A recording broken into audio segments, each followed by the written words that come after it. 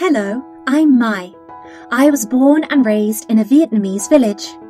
I would like to introduce to you about the life and people here, especially Vietnamese children and young people, through the survey results on Sustainable Development Goals related to children and women. 9 in every 10 pairs of mother and newborn baby enjoy postnatal checkup, but 1 still does not.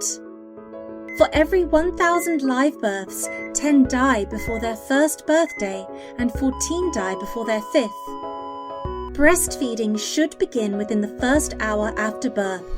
Almost a quarter of children in the country enjoy first-hour breast milk, and about half of Vietnamese children are breastfed exclusively for their first 6 months. More than half of Vietnamese children do not receive a minimum acceptable diet in both terms of meal frequency and food diversity.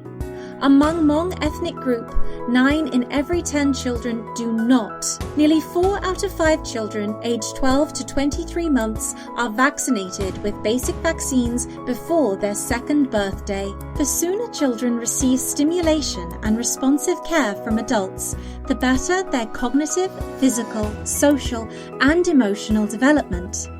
In every 5 kids under 5, more than 3 are engaged by an adult in at least 4 activities, such as reading books, playing things, walking around, or naming things. However, just nearly 1 kid receives responsive care from their father. Every day is an amazing day to go to school. In the whole country, 8 out of 10 children aged 3 to under 5 are attending kindergarten. However, the rate is lowest in the Mekong Delta. Nationwide, at all educational levels, there is no gender disparity. However, disadvantages are obvious among Hmong girls and Khmer boys. Vietnamese children from 7 to 14 years old have good basic reading and math skills. However, there is a significant difference between King and Hoa group and other ethnic groups. Education with violent disciplines will bring bad consequences to children. More than 7 out of 10 children aged 1 to 14 are subject to some form of violent discipline, physically or psychologically. Almost 1 in every 10 caregivers believes that physical discipline is appropriate to educate children. Children are considered to be involved in child labour when they work beyond the time limit for each age group or perform dangerous and hazardous work. In Vietnam, 6.6% of children aged 5 to 17 are involved in child labour. 1 in every 4 Hmong ethnic children is involved in child labour. Adolescence is a wonderful time in life. Yet it can also mark the first manifestations of issues which can have lifelong effects on health and well-being. For example, early marriage, early childbearing, use of alcohol or smoking. Young women with little education and those from the Hmong ethnic group are much more likely to have early childbearing than others. 1 in every 10 boys between the ages of 15 and 19 smokes, and nearly 3 drink alcohol.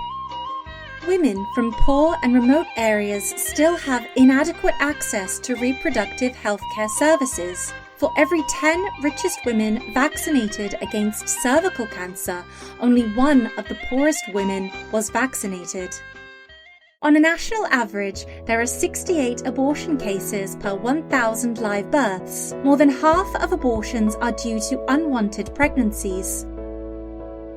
The material life and sanitary conditions of Vietnamese people are improving. However, there are limitations. Nearly half of the population does not have access to safely managed water services, meaning improved water services, available when needed, and E. coli free. And 2 in every 10 people do not have access to safely managed sanitation services. Household members use drinking water contaminated with E. coli, with differences between rural and urban areas as well as between income groups.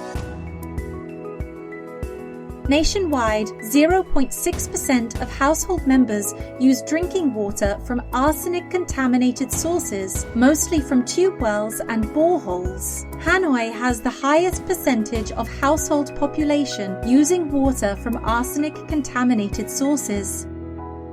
Clean energy is used by over 80% of people for cooking, heating, and lighting. However, the rate is very different between ethnic groups, especially low among the Hmong families. Almost 40% of adults and children live in families that have received at least one type of external economic support. You now have a better understanding of Mai and Vietnamese children, teenagers, and families. Thanks to the support of Unicef and UNFPA, the General Statistics Office of Vietnam completed the Sustainable Development Goals Survey on Vietnamese women and children in early 2021. The survey's findings will assist Vietnam in better monitoring progress toward the 2030 Agenda for Sustainable Development.